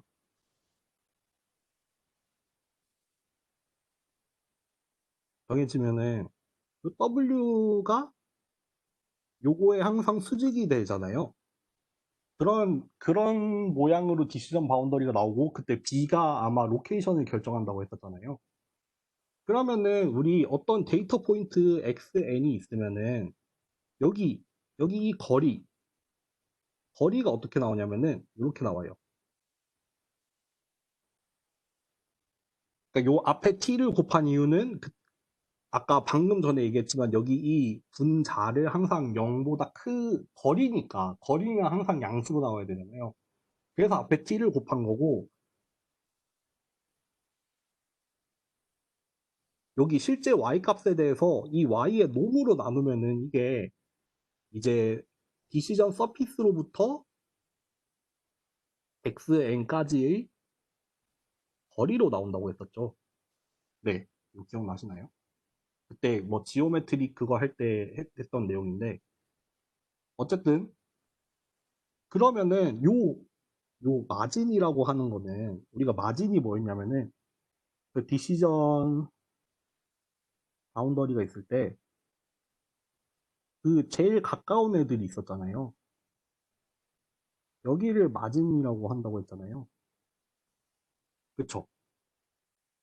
그 마진이라고 하는 거는 결국 수직한 방향으로의 거리, 뭐냐면 가장 가까운 데이터 포인트까지.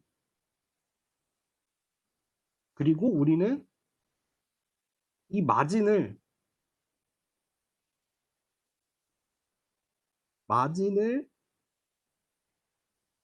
맥시마이즈 하는 거죠. 근데 여기 안에 들어간 거 보면 여기 미니멈이 들어간 이유가 뭐냐면 클로지스트 포인트이기 때문이죠. 그러니까 결국 각각의 점들까지의 거리는 요거까지 포함해서 요건데, 그거의 미니멈 값이 들어간 이유는 그거 중에서 가장 가까운 값이니까 미니멈이 들어간 거고, 그거를 맥시마이즈 하고 싶다는 거죠. 그러니까 요게 우리의 일종의 그 옵티미제이션 크라이테리언이 되죠. 그 공교롭게도, 그리고 이게 사실 컨벡스 펑션이에요. 이거 컨벡스에 대해서 자세하게 다루진 않겠지만 뭐 미니멈, 맥시멈, 놈, 뭐 이런 거 다 컨벡스 펑션이거든요. 지금 막 직관적으로 받아들이지 못할 수 있지만 어쨌든 이것도 다 컨벡스 펑션이어서 요 오브젝티브 펑션 자체도 컨벡스 펑션이 돼요. 네, 요게 앞으로 요 미니멈 앞으로 빠진 이유는 요거는 요 n이랑은 상관이 없기 때문이죠. n 요거는 데이터 포인트의 인덱스죠. 그거랑 상관없이 W는 항상 일정하니까요. 뭐 사실 B도 뺄 수 있는데 뭐 그런 것까지는 다 안 하고. 어쨌든 우리의 옵티미제이션 크라이테리언이 결정이 됐는데, 문제는 결국 뭐냐면 이렇게 정해진 옵티마이제이션 우리가 뭐가 나왔냐면은 맥시마이즈 뭐였냐면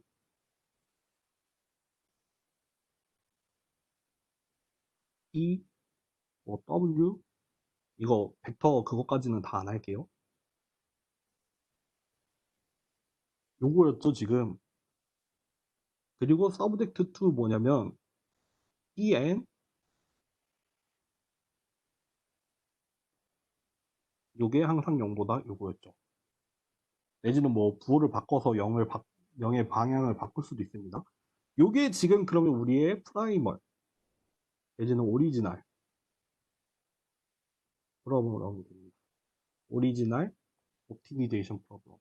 그러니까 근데 요거를 바로 푸는 건 어려워서 우리가 이퀴벌런트 프로그램 우리 이제 알겠죠 이거 라그랑지안 듀얼로 바꿀 거예요. 정신을 잘 차려봐요. 라그랑지안 라그랑지안이 어떻게 나오냐면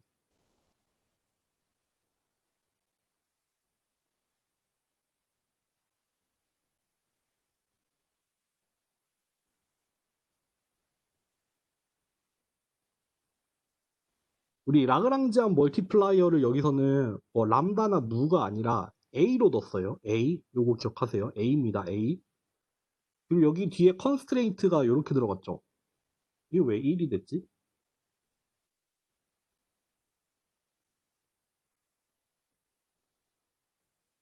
여기 왜 1이 들어갔을까? 이게 1보다 크거나 같나요? 왜지? 노멀라이즈를 했나? 잠시만요.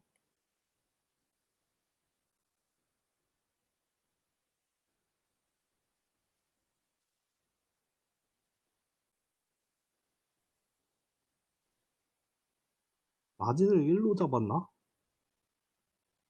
여기에 이게 들어가면서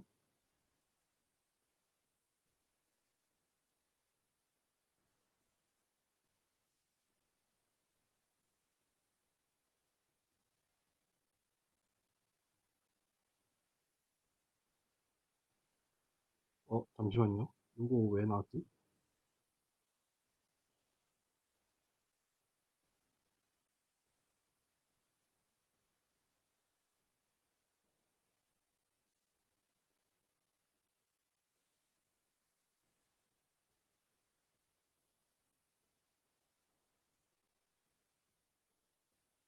요거 맞 그건 것 같아요.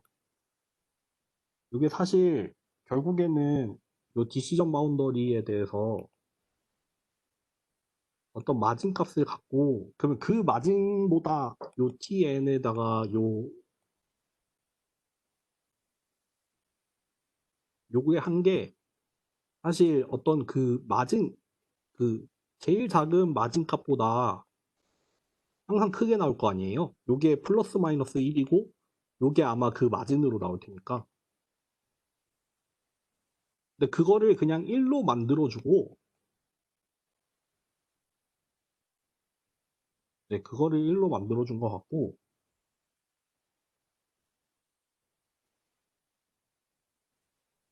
그쵸. 여기 오리지널이 옵티미제이션 요 미니멈 요걸로 나누면 되잖아요.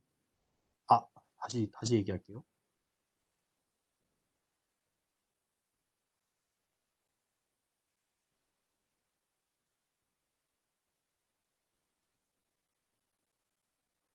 요 프라이머를 다시 옮겨 써볼게요.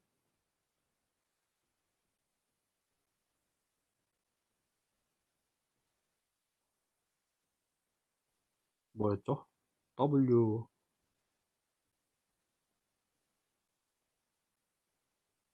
서브젝트 to 원래 tn 요거는 사실 0보다도 크거나 같지만 요거가 되죠.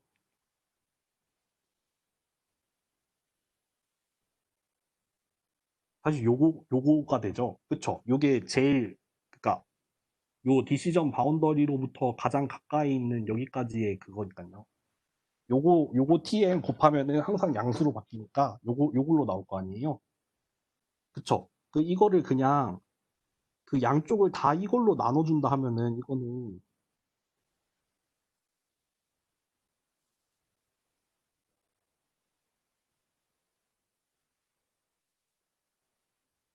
이렇게 바뀌겠죠. 그리고 요거에 대해서 라그랑지안, 라그랑지안 맨날 쓰기가 너무 힘들다. 듀얼 프로블럼으로 바꿨기 때문에 요 오브젝티브 펑션으로는 요게 나올 거고, 요거 사실 요거나 똑같은 거죠. 그러니까 이렇게 나왔고, 여기 라그랑지안 멀티플라이어 AN이 곱해진 상태에서 요 1이니까 요 1이 이렇게 넘어와서 마이너스 1, 0으로 이렇게 바뀌고요. 그렇게 해서 여기 컨스트레인트가 여기 이니퀄리티 컨스트레인트가 이렇게 들어가게 되겠죠.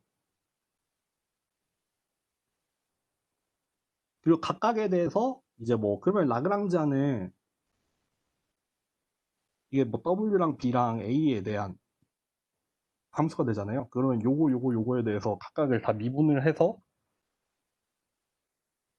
뭘로 미분을 한 게 0이다 되는 그 컨디션을 하면은 결국 요거랑 요거가 나온다 이거죠. 그러면 우리 지금 여기서 아니다. 같이 얘기를 할게요.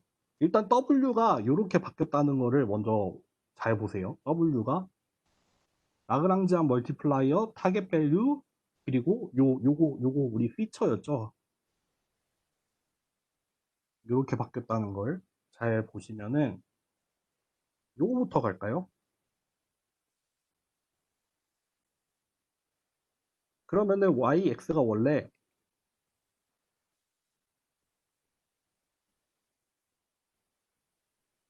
요거였는데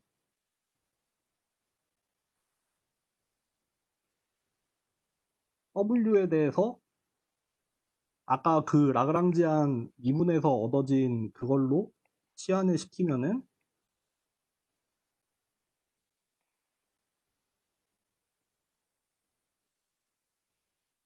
이렇게 나와요. 요 K가 사실 이렇게 정의가 돼요.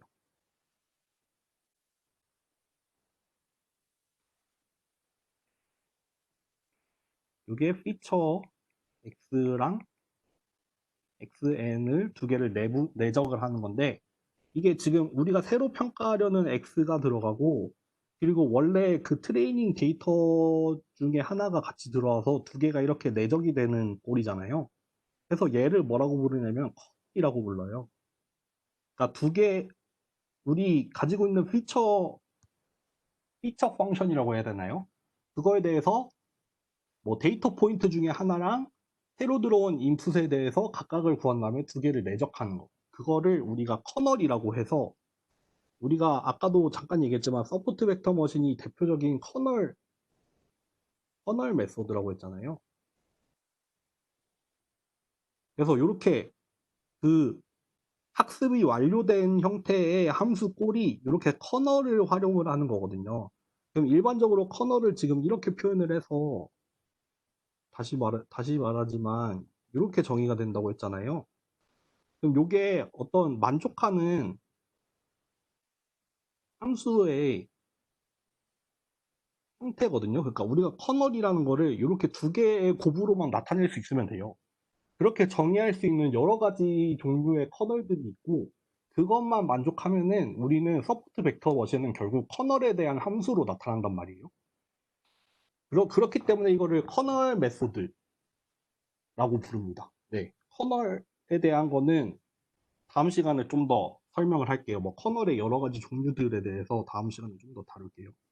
어쨌든 첫 번째 요 조건에서 커널이라는 게 유도가 될 수 있다는 거가 있고 그리고 두 번째로 요거 우리 많이 봤던 거죠.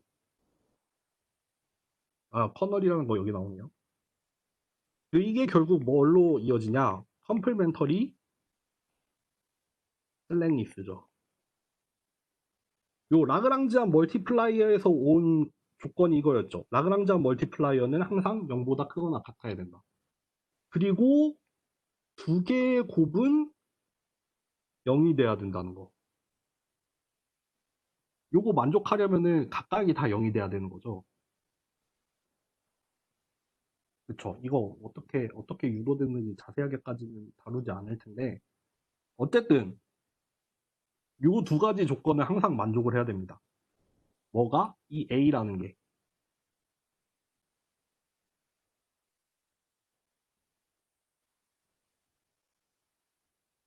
여기가 아직 컴플리멘터리 슬랭리스가 아니네요. 여기가 아니라, 여기로 넘어갑시다. KKT 컨디션이 여기 나오죠. 여기. 여기가 컴플리멘터리 슬랭리스입니다.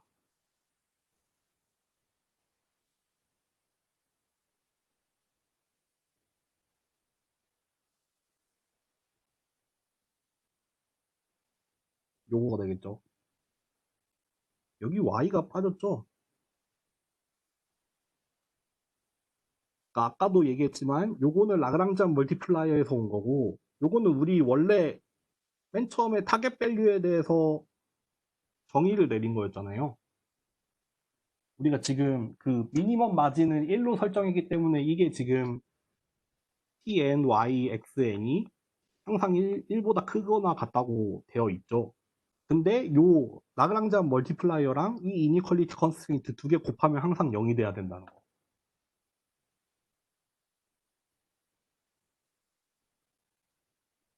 이게 결국 여기 나오죠.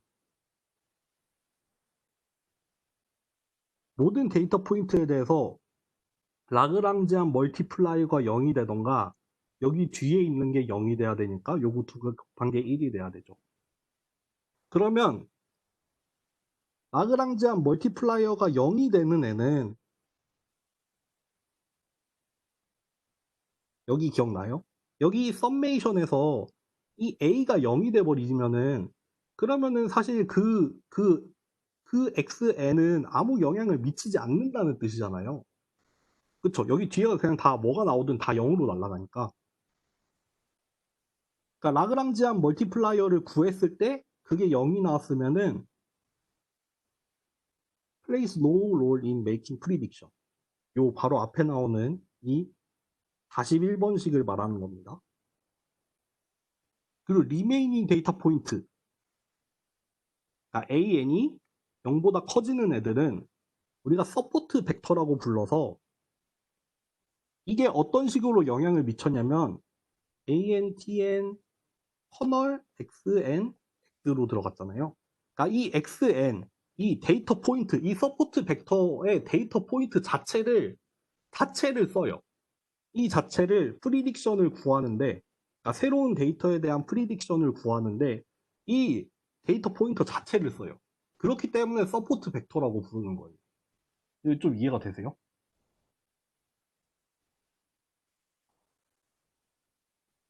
저 이게 아까 그 뭐죠? 미니멈으로 나누면서 지금 이거 미니멈 마진을 1로 잡는 거에 대한 설명이 여기고요. 요거는 뭐 그렇고 결국 예를 들면은 여기 지금 뭐 디시전 바운더리가 이렇게 나오고 지금 커널 같은 경우에는 가우시안 커널이라는 거를 사용을 했다고 하고 그렇기 때문에 지금 이게 딱 리니어한 디시전 바운더리가 아니라 되게 복잡한 형태로 나왔고 여기에서 사용이 된 서포트 벡터들이 이렇게 동그라미로 표현이 되어 있는 겁니다. 여기 지금 뒤쪽까지 이렇게 된 이유는 아직 잘 모르겠지만 하여튼 여기 지금 표시된 뭐 빨간색 같은 경우에 6개, 파란색 같은 경우에 3개의 데이터, 총 그러면 몇 개죠? 6개랑 3개니까 9개의 서포트 벡터를 가지고 있어서 아마 프리딕션 하는 것 자체는 결국 AN이 0인 거 빼면은 아마 9개의 서포트 벡터로만 뭐 이런 식으로 되겠죠? 요게 이제 가우시안을 쓴 거고요. 이렇게 해서 소프트 벡터 머신이 완성이 됐다는 뜻이죠. 네. 좀 이해가 되세요? 아우, 잠시만요. 오늘 수업 여기까지인데 좀 이해가 되실려나 모르겠네요. 아마 이거 보시고 나서 다음 시간에 질문이 굉장히 많을 것 같은데, 다음 시간에 질문을 많이 해주셔도 좋고, 그리고 사실 이 똑같은 과정이 한 번 더 나와요. 왜냐하면은 오늘 한 게 지금 하드 마진 SVM밖에 안 했거든요. 아, 요거랑 똑같은 과정을 소프트 마진에 대해서 한 번 더 해야 되는데, 거기에서는 이제 그 아까도 나왔지만 소프트 마진에 대한 하이퍼 파라미터까지 넣은 버전으로 KKT 컨디션이나 컨벡스 옵티미제이션 프로그램을 한번 봐야 되거든요. 아마 그 과정을 또 반복을 해야 되니까 아마 오늘 했던 거랑 비교가 아마 또 이루어질 거고, 그러니까 네, 조금 그때를 좀 더 자세하게 다룰 수 있는 걸로 하면 좋을 것 같아요. 아까도 말씀드렸지만 기숙 책의 요 챕터 7 커널 머신이라고 하는 게 지금 SVM을 말하는 거고, 또 우리 핸즈온 머신러닝의 챕터 5나 특히 오늘 같은 경우에는 그, 그 스탠포드에 있는 스테판 보이드라는 교수님의 컨벡스 옵티미제이션이라는 그 강의가 있거든요. 강의도 있고 교재도 있거든요. 그거에 챕터 4 컨벡스 옵티미제이션 프로블럼이랑 챕터 5 듀얼리티를 참고를 했습니다. 네, 그리고 이거 2019년에 있었던 김강희 교수님의 강의 자료도 네, 같이 들어가 있습니다. 오늘 수업은 일단 여기까지로 마치겠습니다. 감사합니다.